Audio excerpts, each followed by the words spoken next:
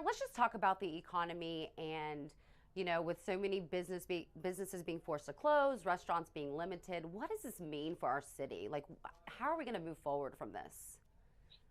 Well, right now, one of our major focuses as a city is how do we support our small business community? We have our economic development team working with small businesses, um, getting them the information they need to apply for, loans and also stimulus money. We are continuing to lobby our federal and state officials to ensure that the stimulus funding is forwarded to us with a sense of urgency.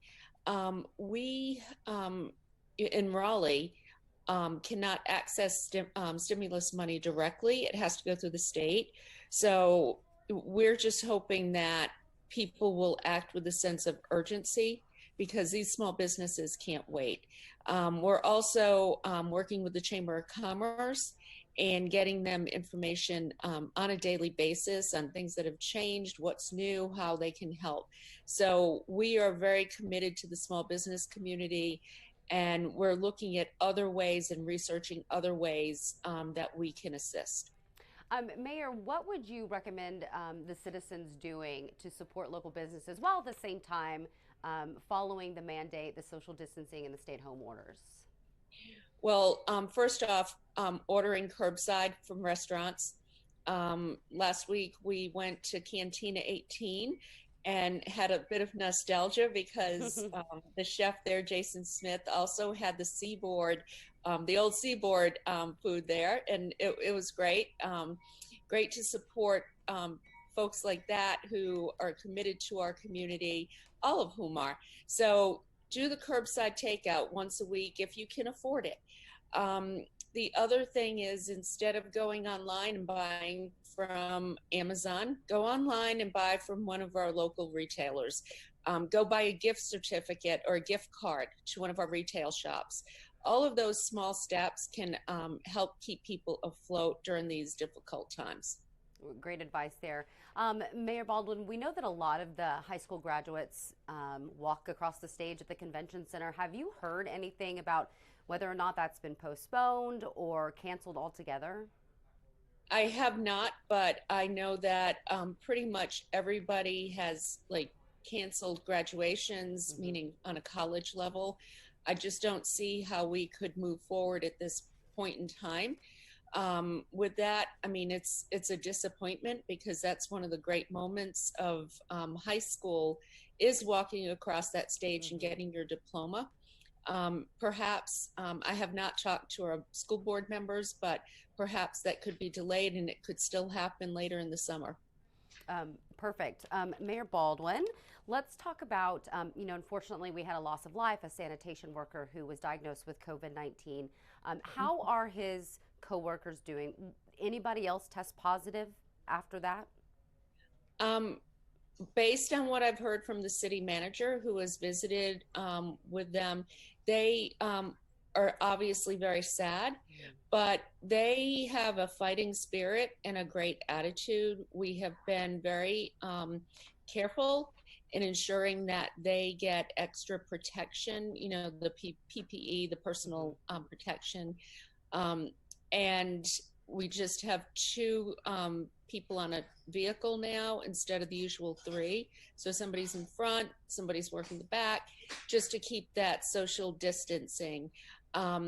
One thing that we had to do to ensure that some of these essential services move forward with the proper protection and safety requirements, we have temporarily suspended yard waste pickup, which has frustrated some residents, asking them to please understand that right now, making sure that your trash is picked up is a top priority, making sure that other functions of the city are top priority.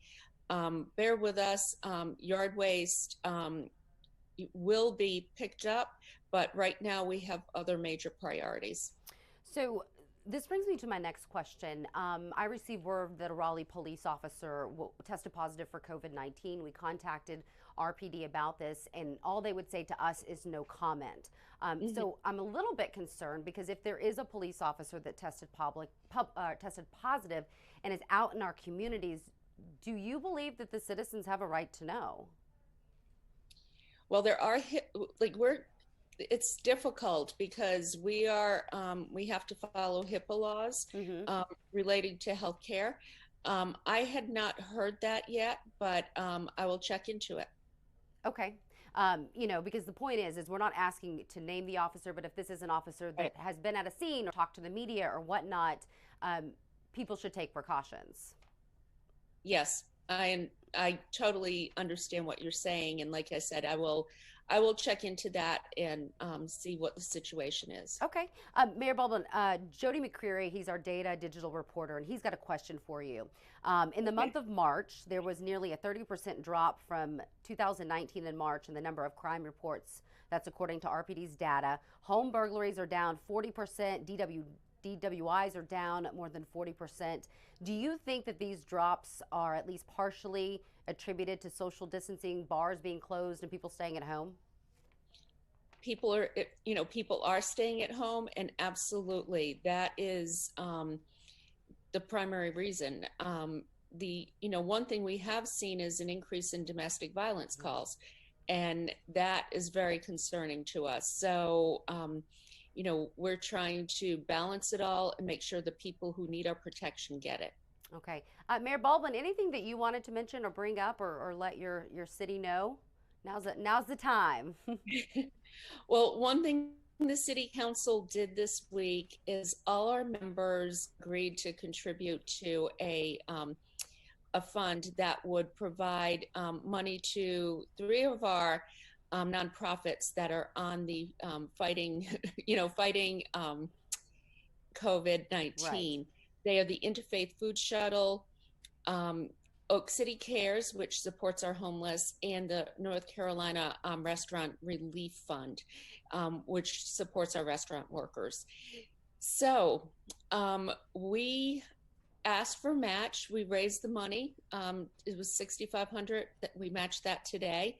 But an anonymous donor contacted me and said he would be donating $50,000 if Wow. we raised another $10,000.